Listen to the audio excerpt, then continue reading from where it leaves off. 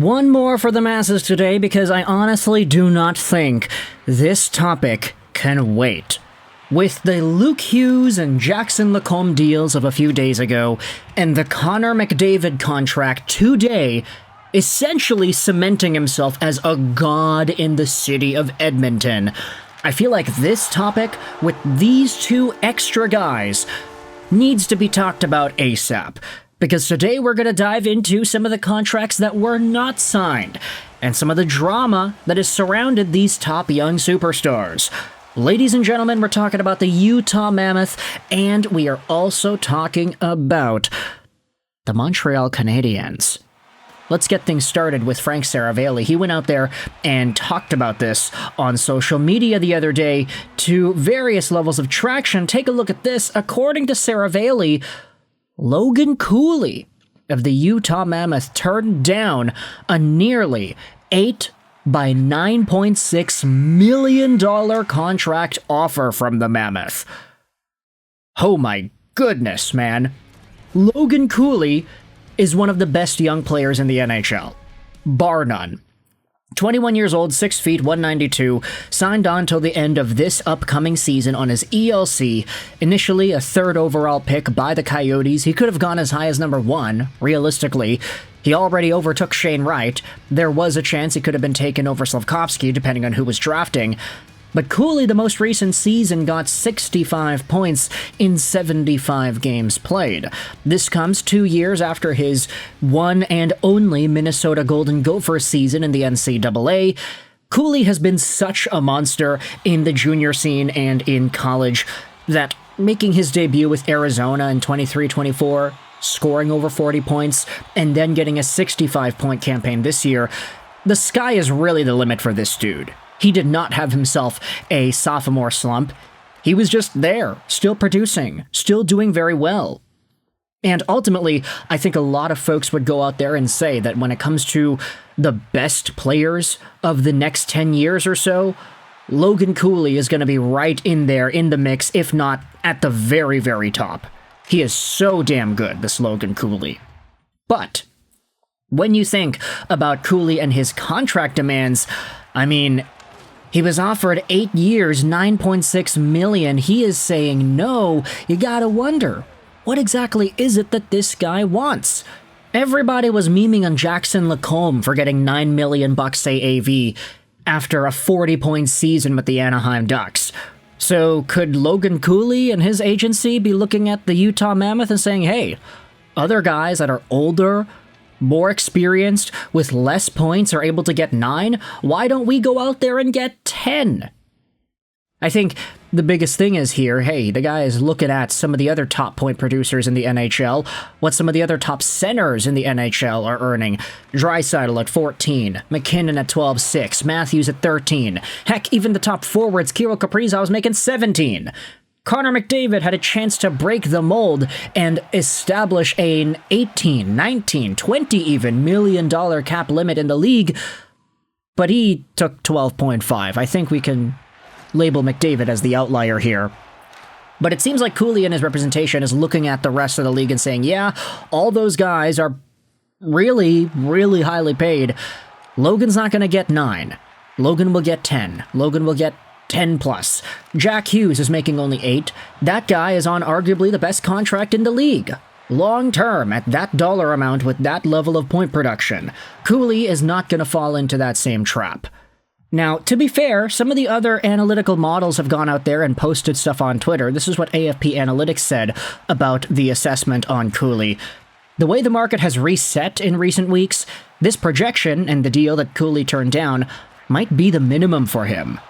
In other words, if he takes a step, his value skyrockets. If he doesn't take a step, a deal like this will still likely exist for him after this season. And their projection sees Logan Cooley as a $9.5 million player for 7 years.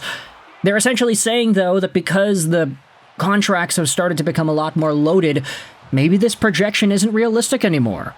Who knows? There also was a poll posted on Frank Seravalli's tweet about the same thing, asking, is Cooley worth more than $9.6 million? 817 Twitter users say that he is not. So We are starting to see a new standard for contracts in the National Hockey League here, people, and $9.6 million doesn't seem to be enough for Logan Cooley. But you know who it would be enough for, though? You also saw him in the title and thumbnail of this video. It's Lane Hutson. Take a look at this tweet made by Emily Kaplan earlier this morning. The NHL salary landscape is changing fast.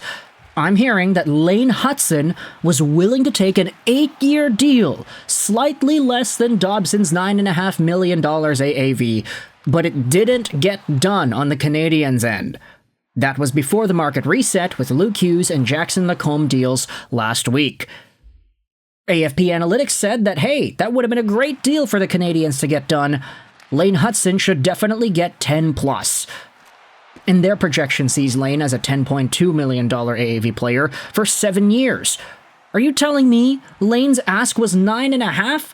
Just under 9.5 for 8 and the Canadiens said no? Oh boy, the Luke Hughes and Jackson Lacombe contracts have really started to change the way things go.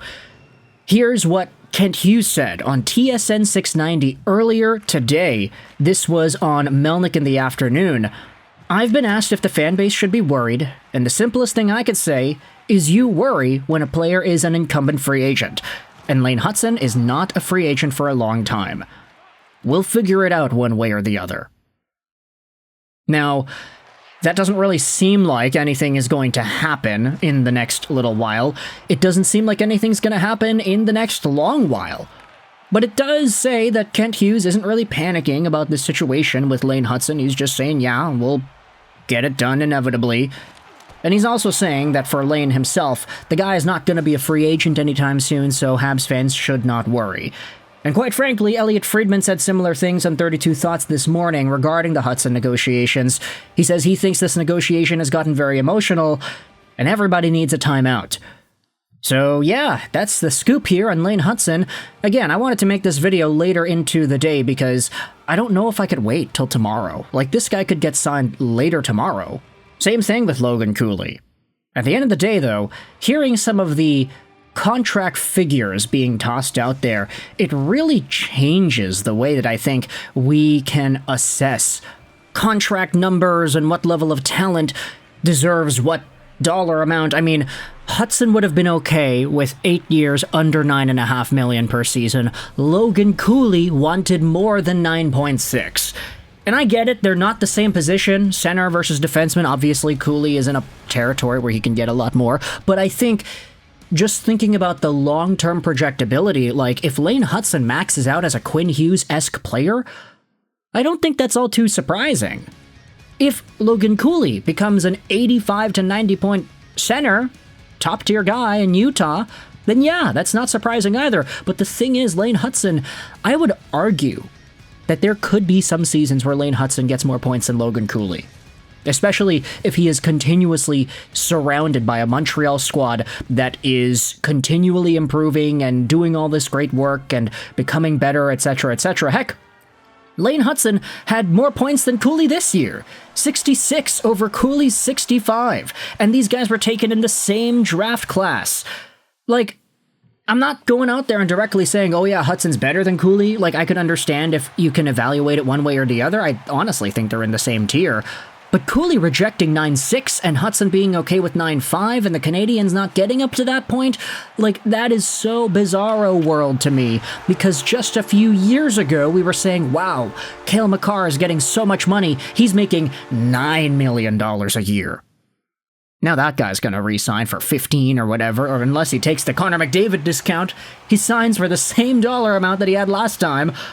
He goes all Sidney Crosby, oh yeah, I like making 9, I'll stay at 9. It's my brand.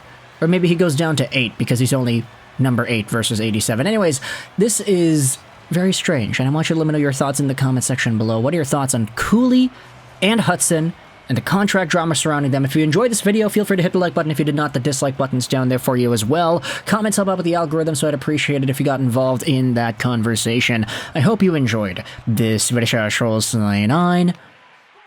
And bye.